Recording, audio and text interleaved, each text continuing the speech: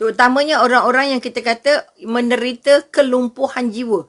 Lumpuh jiwa, dah tak ada semangat nak hidup, dah tak menghargai dunia, dah rasa dunia tak guna. Itu lumpuh jiwa. Dah tak ada lagi semangat nak hidup, tak tahulah saya nak buat apa dah. Saya memang tak guna. Saya ni memang anak yang malam, saya ni memang isteri yang malang, saya ni tak tahulah, saya ni pekerja yang memang tak dihargai. Artinya orang yang sudah merasa dia tidak ada lagi harga diri yang baik. Semua negatif. Itu kita kata lumpuh jiwa.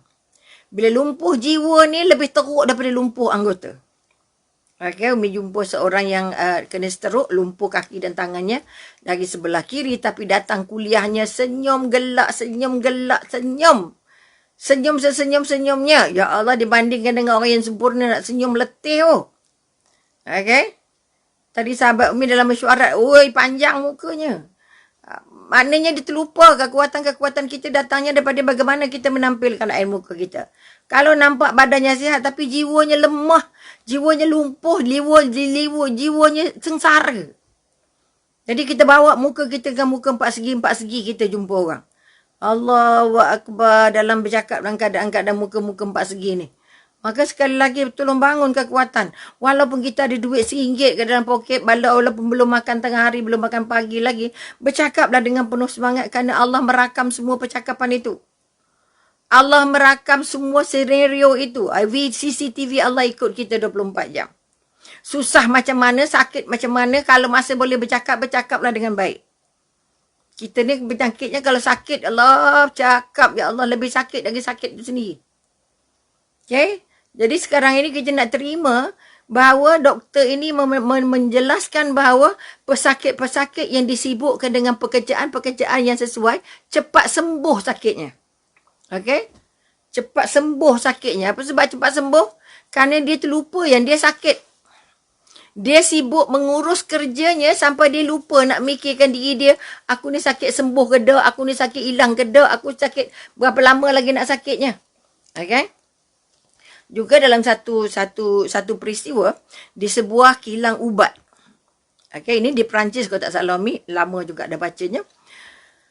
Ada sebuah kilang ubat yang kita kata pekerja-pekerjanya tunjuk perasaan sebab nak gaji banyak, nak gitu, nak gini, akhirnya mereka tidak bekerja. Tidak minat lagi bekerja. Okay? Jadi apa yang dibuat oleh pengurus syarikat? Pengurus syarikat menghantar mereka untuk membuat social work di hospital. Okay, social work maknanya kerja-kerja sukarela di ward-ward di hospital. Okay? Katalah hospital kanak-kanak lah, hospital orang yang lumpuh lah, hospital orang sakit mental lah, hospital orang yang sakit teruk, hospital orang yang orang patah kaki, patah tangan dan sebagainya. Mereka diminta membuat kerja-kerja kebajikan. Kerja-kerja kebaikan tolong bantu mengurus pesakit-pesakit. Okay? Mereka dihantar minggu pertama dan mereka terperanjat. Minggu kedua mereka dah kata kami tak nak lagi duduk sini, kami nak bekerja. Kami nak balik ke pejabat, nak kerja. Nak keluarkan balik ubat. Kerana semasa di hospital mereka dapat melihat bagaimana pengaruh, bagaimana harapan pesakit kepada ubat-ubat.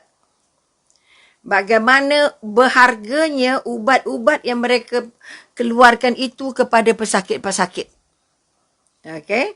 Bila mereka melihat bahawa pesakit ini sangat memerlukan ubat-ubat. Ubat itu merupakan sebahagian daripada harapan-harapan untuk pesakit merasa akan sembuh. Okay? Maka baru mereka merasakan, ya Allah ubat ni penting benar rupanya. Kalau kami datang buat kebajikan ni tak ada apa-apa maknanya kalau daripada kami duduk di kilang ubat dan keluarkan ubat. Bantu mereka yang memerlukan ubat ini. Jadi setelah bekerja selama 2 minggu bersama dengan pesakit-pesakit, akhirnya semua datang balik ke pejabat. Semua datang balik ke kilang, minta bagi beritahu pengurus, kami nak bekerja semula. Bila pengurus kata, kenapa kamu nak bekerja semula sedangkan gaji kamu belum naik lagi? Kami sekarang baru tahu bahawa ubat yang kami keluarkan itu sangat besar maknanya kepada pesakit. Kami baru tahu bahawa ubat ini sebahagian daripada kebajikan kami, sebahagian daripada pertolongan kami untuk membantu pesakit-pesakit di hospital. Maka kerja-kerja yang dibuat semasa mereka di hospital, orang yang tadi yang kita katakan sakit resah jiwa tadi, yang dikatakan lumpuh jiwa nak kerja, malah nak kerja dah, tak kuasa. Itu nak masuk nak lumpuh jiwa lah tu.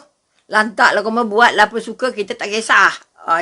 Itu nak masuk lah lumpuh tu. Lumpuh kecil, lumpuh besar, lumpuh serius. Okay? Kalau lumpuh serius maknanya dia hilang harapan untuk hidup. Okay?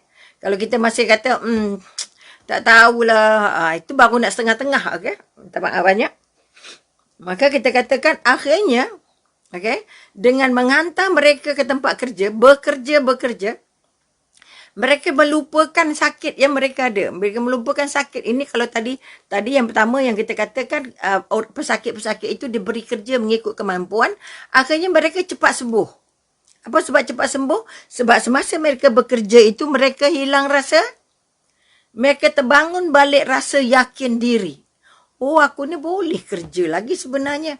Walaupun dah pencen lah. Boleh, ada lagi banyak lagi kerja yang aku boleh buat. Aku ingat dah tak boleh apa dah. Maklumlah pencen. RTM, rehat tunggu mati. Jangan. Maka kita katakan, bila kita kata kalau dia lumpuh jiwanya, tak ada lagi semangat nak hidup, semangat jiwanya habis, kecewanya tinggi, maka disebabkan apa? Banyaknya perasaan ragu-ragu. Banyaknya rasa-rasa takut dan ketidakpastian. Tak tahulah lepas PKP ni macam mana, ya kilang dah tutup, saya dapatkan lagi kerja ke tidak, boleh bekerja ke tidak, kau tak kerja, nak makan apa kesudahannya. Itu je kita kata ragu-ragu tentang masa depan.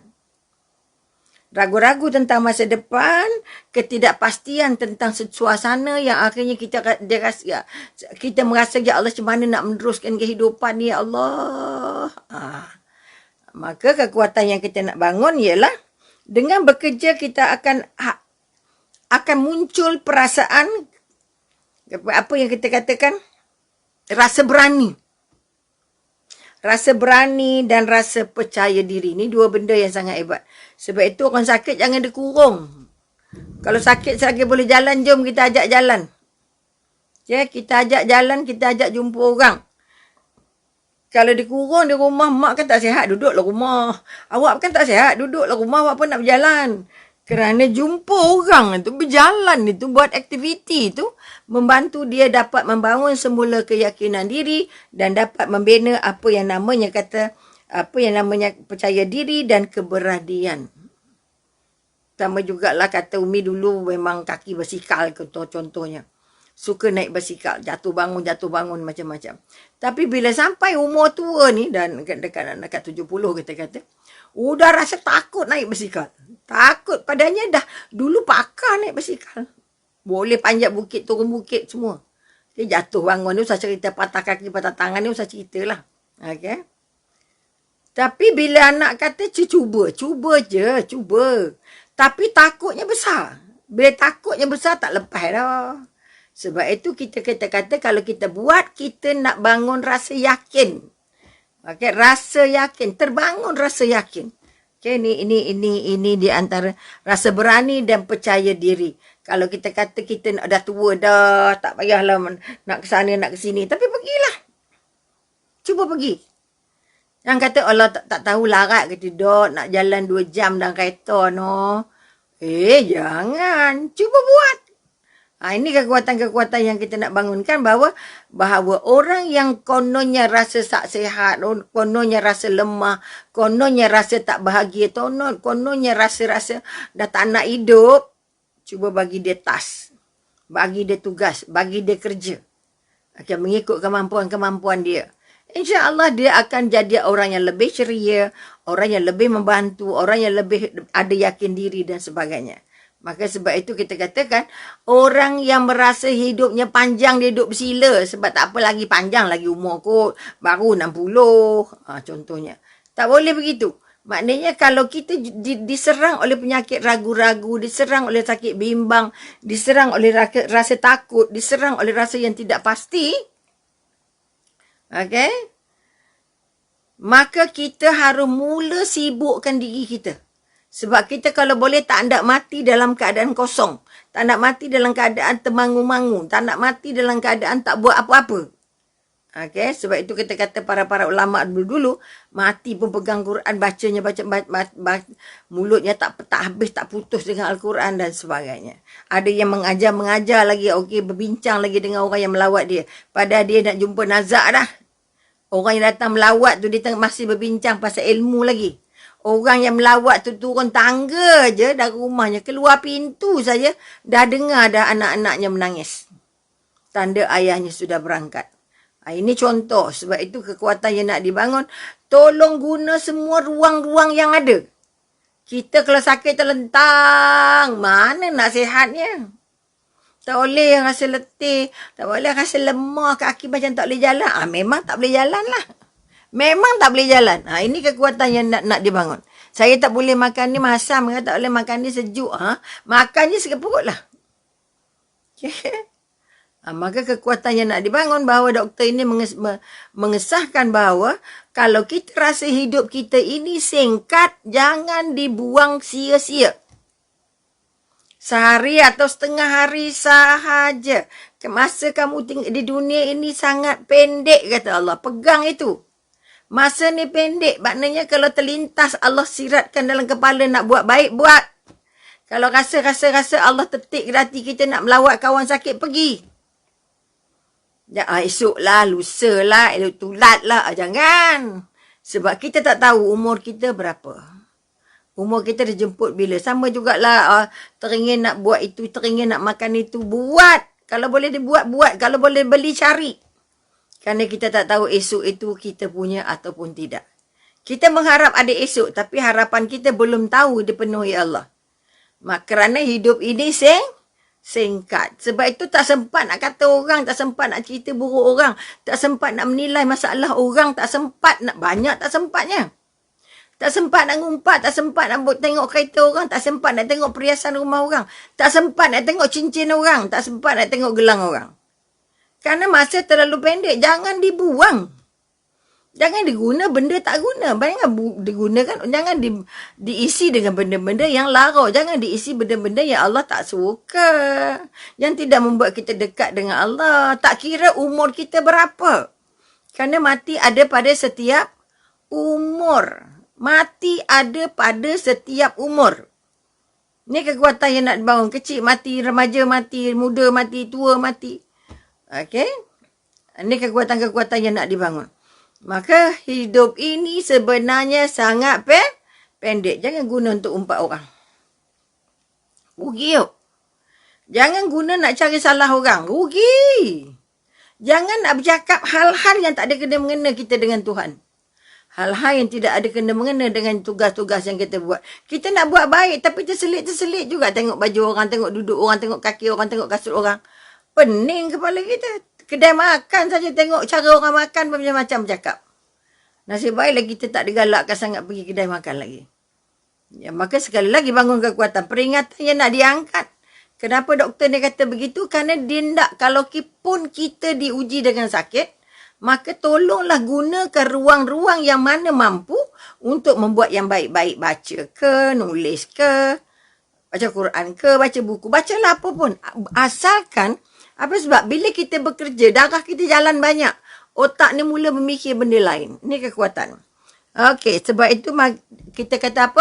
Orang yang kita kata sayang dengan waktu, walaupun dia sakit, dia tetap buat yang baik.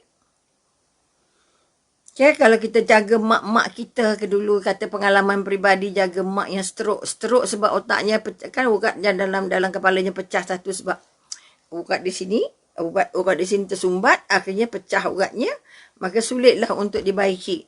Dan ketika otaknya salah tu, otaknya meragam sebelah tu, dia bertukar jadi karakter-karakter yang sangat negatif. Padahal dia bukan orang yang negatif. Contohnya. Okay, ini yang kita nak minta doa dengan Allah. Ya Allah, Tuhanku, matikan aku dalam husnul khotimah. Kalau nak bagi sakit-sakit yang kita boleh tahan, sakit yang boleh kita sabar, sakit yang boleh ampun dosa, sakit yang mengangkat darjat kita jadi lebih baik.